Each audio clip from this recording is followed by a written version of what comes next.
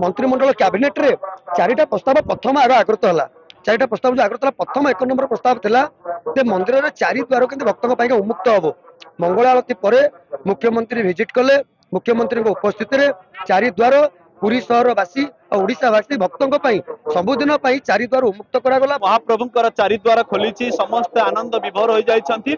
आम पाखे अच्छा सेवायत अच्छा सहित आलोचना करें। आज्ञा मुख्यमंत्री उपस्थित आज मंगल आरती पर आज चारिद्वार खोली आप सेवायत अच्छा कौन मत रखिए? देखु मु सेवायत अच्छी कि मो भाई मान नहीं समस्ते आज आज मिसी महाप्रभु को मुख्यमंत्री के यू सी अफ करके भितर को लेकिन गलु 22 सीढ़ी दे से 7 पाँच दे भीतर काठ पाखे पहुंचले। महाप्रभु को अति उत्कंठार सहित से दर्शन कले और दर्शन करी से प्रथम सेवायत कल्याण महाप्रभु को प्रार्थना कले। ओडिशार उन्नति प्रार्थना कले। श्रीमंदिर उन्नति प्रार्थना कले। आउ जो आमर इश्यू जहाँ रही केमिति चारि द्वार खोल से दर्शन कला परे महाप्रभु को मागिले आशीर्वाद चारि द्वार खोलिया जगन्नाथ महाप्रभुंकर नित्यांत आशीर्वाद दरकार बोली महाप्रभु को प्रार्थना कले। तापर विमला मंदिर गले, महालक्ष्मी मंदिर गले, मंदिर परिक्रमा करी श्रीमंदिर चतुर्पाखे चारिपट बुली सी प्रथमे दक्षिण द्वार तापर पश्चिम द्वार तापर उत्तर द्वार ही श्रीमंदिर आसिकी महाप्रभु को श्री चरणारविंद प्रार्थना कले। आज बड़ खुशीर दिन भक्त और भगवान को मिलन आज सुरुखुरु है। जो अपेक्षारत भक्त थिले भगवान को दर्शन करने जो लाइन रे ठिया होते आज मूलप्लाटन घटिला। महाप्रभु को भल भाव दर्शन कले। आगामी दिन में आपण माध्यम आम मुख्यमंत्री की निवेदन करूँ ए सरकार को निवेदन करूँ भक्त जगन्नाथ महाप्रभु को जो रथ यात्रा हम से रथ छुई दर्शन करेंगे।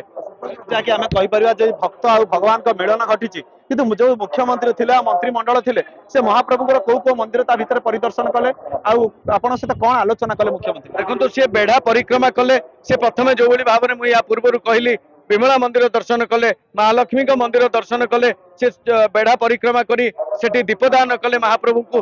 तापर आगामी दिन में रथ मुझे सहित डिस्कसन कली जे महाप्रभुंकर श्रीअंग दैतापति सेवक समस्त भाई मान को नहीं महाप्रभुंकर केमिति सुचारू रूप से रथ यात्रा कार्य हम कहीं महाप्रभु श्रीमंदिर रथ यात्रा बाहर को आसबे केमिति या सुचारू रूप से हम यहाँ संपूर्ण आपण दायित्व।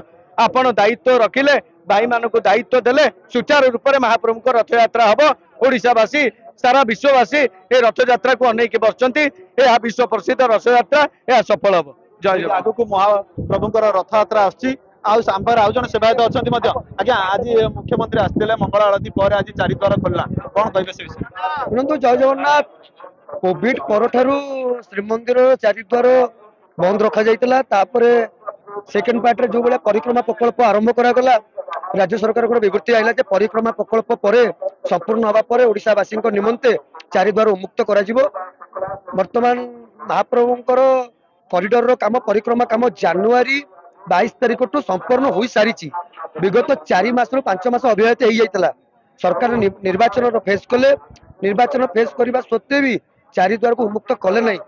आ वर्तमान जो नुआ सरकार वर्तमान ओडिशा रे जो गठन करागला काले जो मंत्रिमंडल जो गठन करागला मंत्रिमंडल कैबिनेट रे चारिटा प्रस्ताव प्रथम आग आगृत है।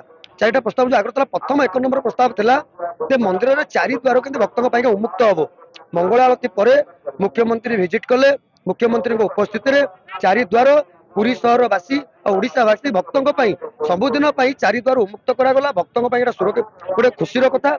आ जो भक्त मैंने जो घंटा घंटा लाइन रे ठिया जो वर्तमान जो कष्ट अनुभव करुले वर्तमान भक्त मान संपूर्ण भाव महाप्रभु द्वार उन्मुक्त भाव खोलागला। जो भक्त जो भाव में भी आसवे श्रृंखलित भाव आमर दायित्व भी किसी अच्छी मंदिर प्रति आम श्रृंखलित भाव आसवा।